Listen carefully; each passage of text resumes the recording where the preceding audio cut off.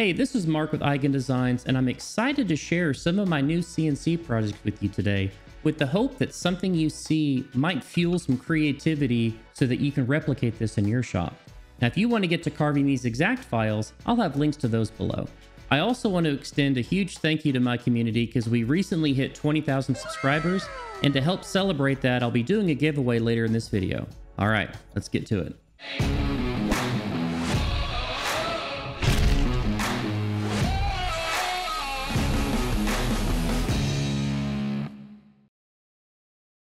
Before we get to carving, let me walk through some of the bits that I'll be using today.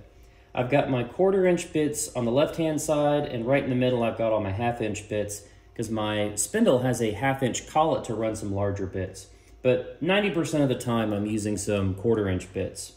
So these are the 4 bits that I use the most, and later in the video I'm going to be giving away a set of each of these bits, brand new set, to a lucky viewer, so stay tuned for details of how you can do that.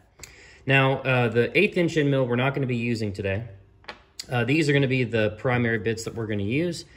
This end mill probably does the most work of any bit that I have. Now, this is a down cut bit, so if you have your bit oriented like this and roll it from right to left, you can see that the flutes push down. That indicates that this is a down cut bit. I tend to run this most of the time. The one exception will be if I'm doing a deep carve. I sometimes like to have an upcut bit to help remove some of the chips from the lower part of a contour cutout path that I'm doing. This 15-degree bit, I really like this for anything that's very high detail that I want to do a kind of a trace pattern. So you're going to see some of that in the video today. This is my go-to for that. And then for all of my engravings, I tend to go towards the 90-degree bit. Now, I know some people are fans of the 60-degree bit. I have that. I use it sometimes too, but I generally default to 45-degree. So again, stay tuned for details of how you can win this later in the video. Now, the first design we're going to look at today is this Millennium Falcon serving tray. And this has rapidly become my best seller because there's a lot of Star Wars fans out there that love this type of stuff. We'll carve this by removing most of the material with a 3/4" bull bit, and then we'll carve the smaller insets and the contour cutout with a 1/4" end mill. Now, I'll be setting up my stock using some toe clamps and some threaded inserts on my spoil board. I used to use double-sided tape or some CA glue and some painter's tape to hold down my workpiece, but my new spoil board design gives me some other options that are, quite frankly, a lot more efficient. I'll link that video above if you want to check that out. Now, the bowl bit that we're going to be using has a flat bottom, and I'm going to be using a 0.3" step over to eliminate any ridges left on the bottom of the carve whenever we're done.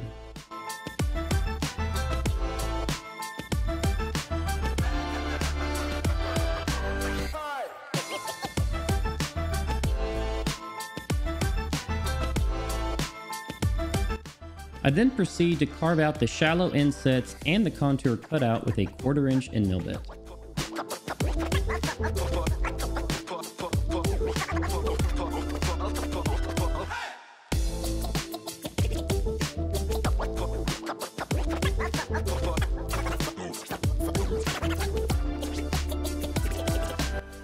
By using these toe clamps in my spoil board design and a few of the tabs that you can see left over from the contour cutout, the piece of wood can be easily changed out to get the next carve going, and by utilizing this L bracket in the lower left-hand corner, you've already got your point of origin fixed so you can put your next piece in and then press go.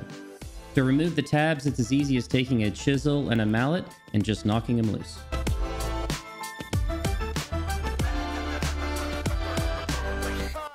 Now, it's quite normal whenever you get done with a carve like this that you'll end up with these little patterns on the bottom of the carve that you just did. And I found that a 2" drill attachment with a sanding disc on bottom makes quick work of this. You can see the difference between the center area, which has been sanded, and the other areas which have not. A quick trip to the router table will allow us to put a nice chamfered edge along the underside and the top side of the Millennium Falcon, and double as a way to remove any debris left behind by the tabs. The finish you apply to this project is likely going to depend on how you intend on using it. If it's going to be a catch-all tray, maybe you can use Osmo or Rubio Monocoat. I decided this is going to be a food tray. That's why there's a porcelain dish in the middle. So I finished it with some nice mineral oil, which is a food-safe finish that can be reapplied when necessary. The next project we'll be looking at is a set of 4 interlocking puzzle piece trays. As you can see, I've interchanged some of the wood species to make it a little bit more interesting. Now you'll notice that all 4 pieces are identical, but they're being carved out as individual standalone pieces. I tried putting the puzzle pieces together and making a carve around the assembled pieces, and the tolerance between the 2 pieces was too big because the diameter of the bit made it too loose fitting. So I've tightened up the tolerance and cut them out individually so that there's less play between each of the individual pieces. We'll start off this carve using a 3/4 inch bowl bit to remove most of the material.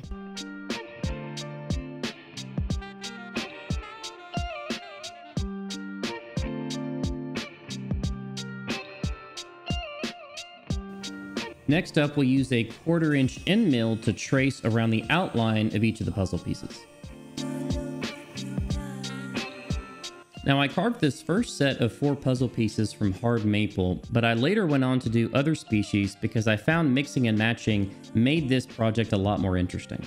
Now I'll be finishing this with some mineral oil since it'll be used for food, and a cost-saving tip I'd like to share with you is you can buy generic food-grade mineral oil from Amazon for about $30 a gallon, which is a fraction of the price from traditional cutting board finish. These interlocking trays can be used as standalone trays or together as a set. I've traditionally seen them used for small hand food like peanuts, but I've also had a customer use some double-sided adhesive tape and use them as wall art. Our next project will be a whiskey flight, and we'll pair our CNC project with 4 crystal whiskey glasses from Glencairn.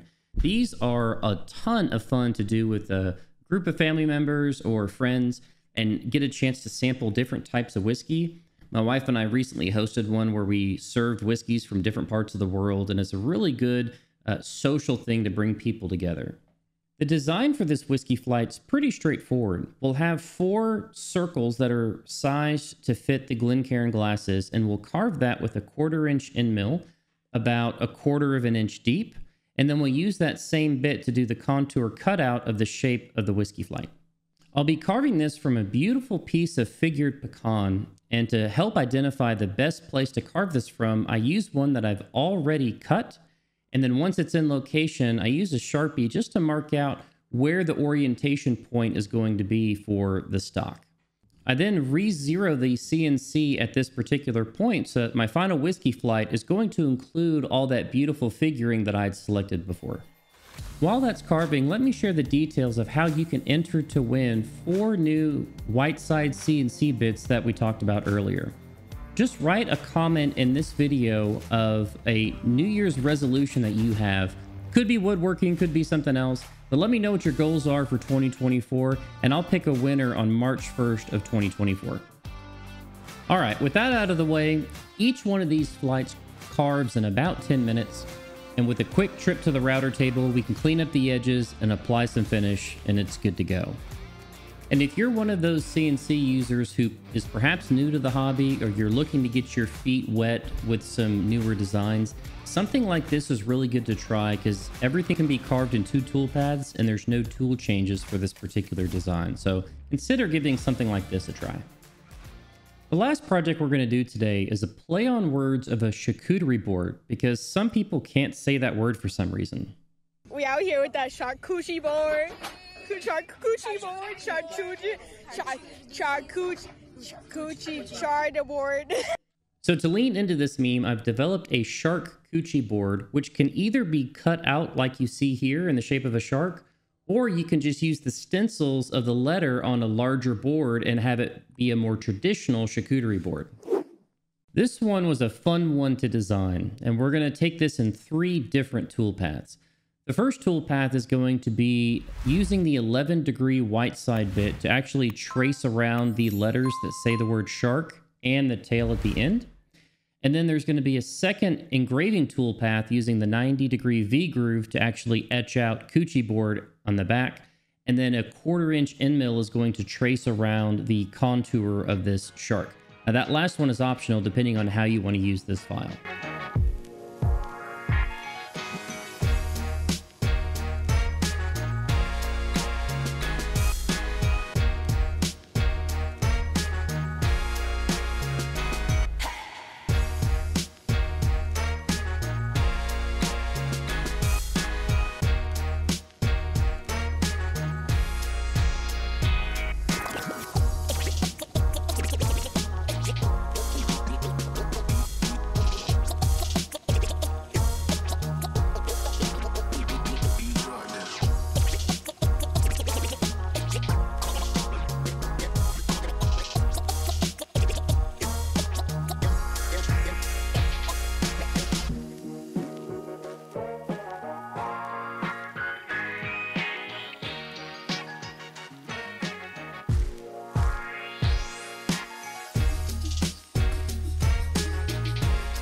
With all 3 tool paths complete, this one is now ready to head over to the router table to clean up those edges, give it a quick sand, and then finish it with some mineral oil.